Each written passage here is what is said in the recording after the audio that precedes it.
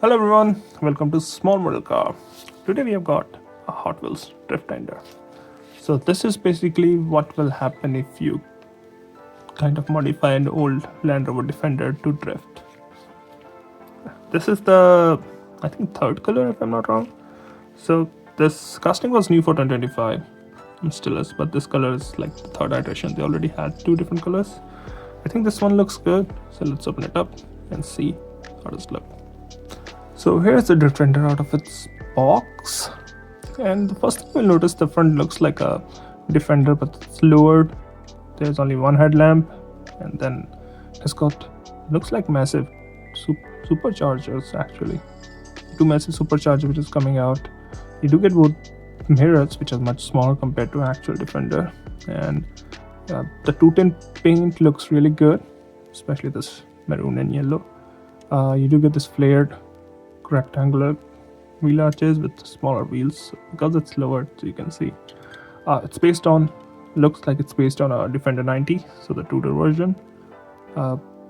You can also see it's got a big spoiler in the back, and surprisingly still had this mud flaps. I don't know why. But it does look good, has some good details on the side. You do get number 45, Drift Pursuit.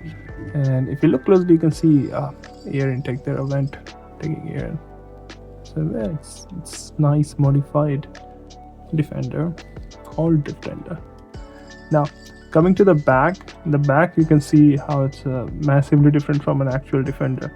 So you don't have a rear door, but you can see it's got a different frame, different suspension, so basically it's different underneath, just carries the body of a look of a Defender.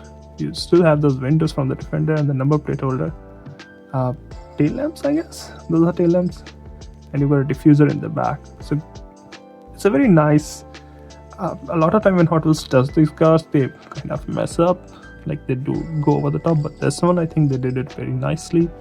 And if somebody wants to make a drift car out of a Defender, this is how it might actually end up looking. Now, coming to the driver's side, I think it looks almost identical. Don't see any differences in the passenger side. If you look, yeah, the interior is done in yellow, I think because of the plastics on the side. The actual car won't have yellow interior, or it might have, you never know. I think it's a nice looking casting. I really like the concept of it, and I think the color looks good too. So those are my thoughts. Thank you for watching. Have a good day.